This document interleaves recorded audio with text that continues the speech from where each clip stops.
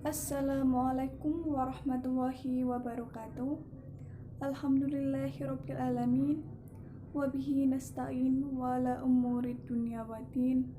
Wassalatu wassalamu ala asyrafil anbiya'i wa imamil mursalin.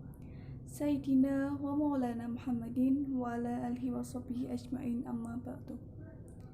Yang kami hormati Ibu Isa Laila Sari, Magister Pendidikan Dasar, selaku dosen pengampu mata kuliah IPA, serta teman-temanku yang berbahagia. Di sini kami dari kelompok 4 ingin mempresentasikan hasil kerja dari kelompok kami, yakni materi suhu dan energi panas. Sebelumnya, izinkanlah kami untuk memperkenalkan diri terlebih dahulu. Saya, Putri Midasari, sebagai moderator dan pemateri pertama, dan teman-teman saya, Erika Agustina, sebagai pemateri kedua, Novita Wolansari sebagai pemateri ketiga, dan Evi Rismala Putri sebagai pemateri keempat. Untuk materi yang pertama, yakni pengertian suhu. Suhu adalah pengukuran objektif tentang beberapa panas atau dingin suatu benda.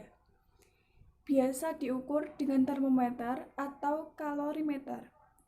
Ini merupakan cara untuk menentukan energi internal yang terkandung dalam sistem yang diberikan, karena manusia dengan mudah memahami jumlah panas atau dingin di suatu daerah.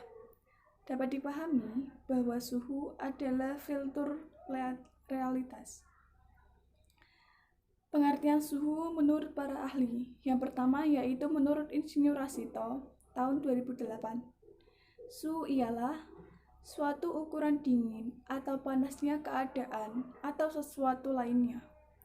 Satuan ukur dari temperatur banyak digunakan di Indonesia adalah derajat Celcius.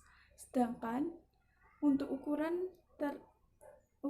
temperatur yang digunakan di luar negeri adalah derajat Fahrenheit.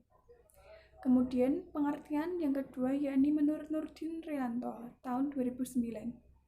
Suhu ialah suatu ukuran energi kimia rata-rata dari suatu molekul.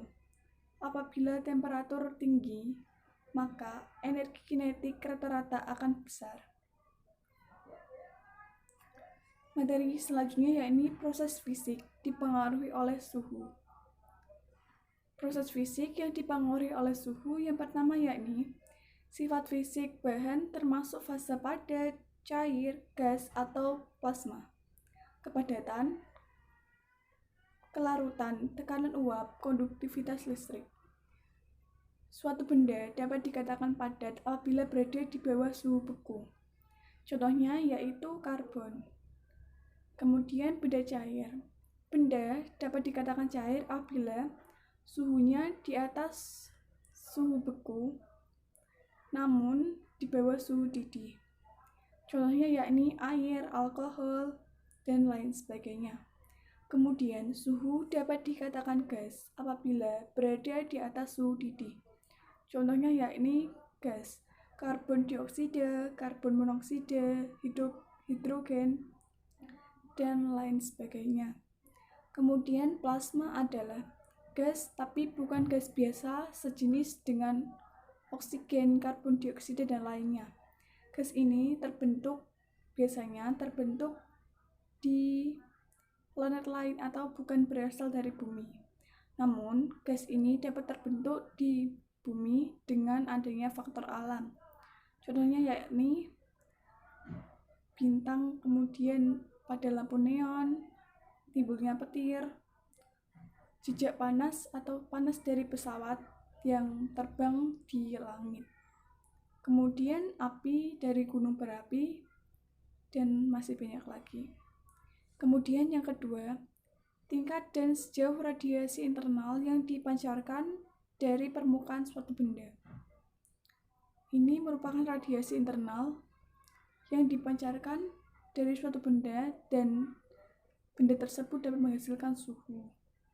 Kemudian kecepatan suara yang merupakan fungsi dari akar kuadrat dari suatu absolut. Dan yang terakhir yakni jumlah dan sifat radiasi internal yang dipancarkan dari permukaan suatu benda. Untuk materi selanjutnya dilanjutkan oleh Erika Agustina. Macam-macam alat mengukur suhu. Yang pertama yaitu termokopel, alat ukur suhu resistif, sensor inframerah, perangkat bimintal, termometer, dan sensor perubahan status. Yang pertama yaitu termokopel. Termokopel merupakan tegangan yang menunjukkan pengukuran suhu dengan perubahan tegangan. Ketika suhu naik, tegangan output termokopel naik belum tentu secara linier. Contohnya yaitu pada lapisan teflon untuk penggunaan bebas masalah dalam asam dan larutan kaustik yang kuat.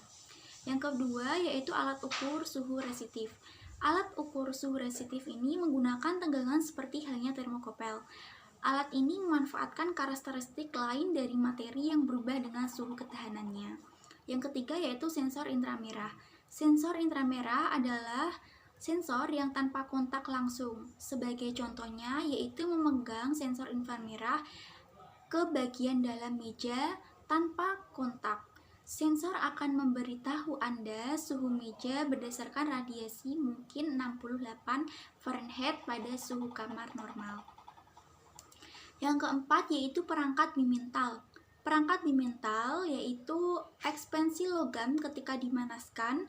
Dalam perangkat ini ada dua jenis logam, yaitu logam terikat dan secara mekanis. Kemudian termometer. Termometer adalah alat ekspansi cair yang terkenal juga digunakan untuk pengukuran suhu. Secara umum mereka datang dalam dua kualifikasi. Yang utama yaitu jenis merkuri dan jenis organik, biasanya berwarna merah cair.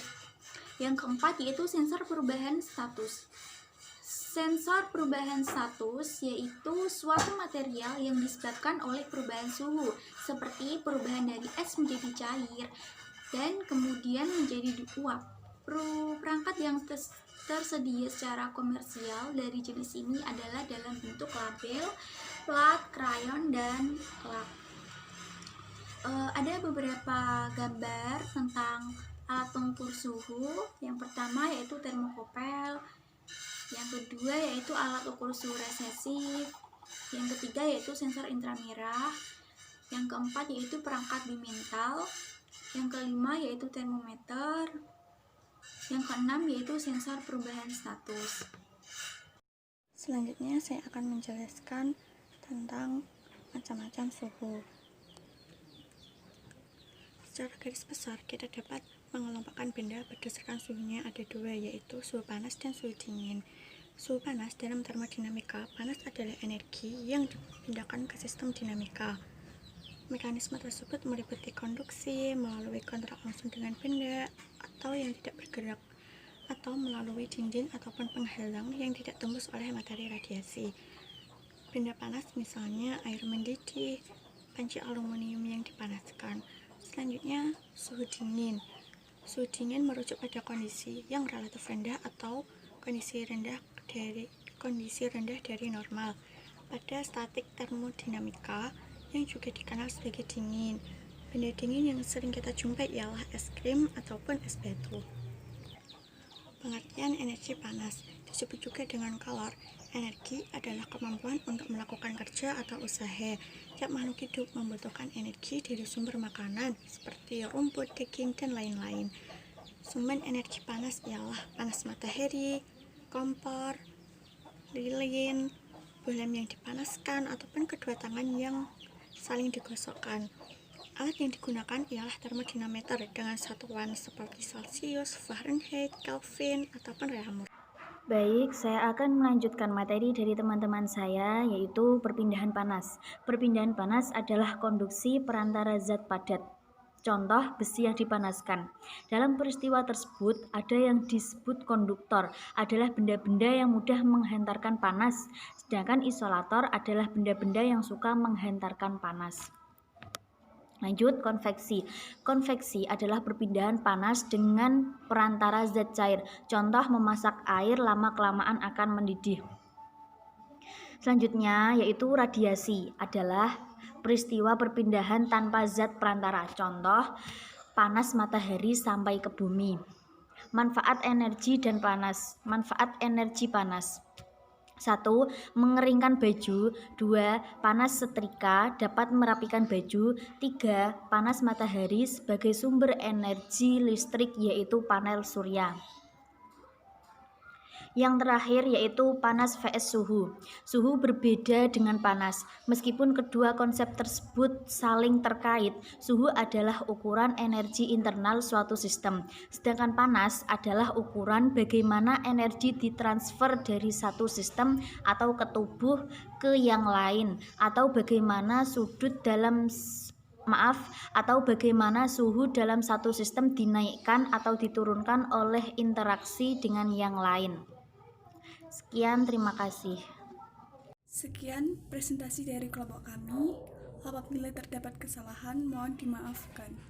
Walhul muwaffiq ila aqwamit thoriq.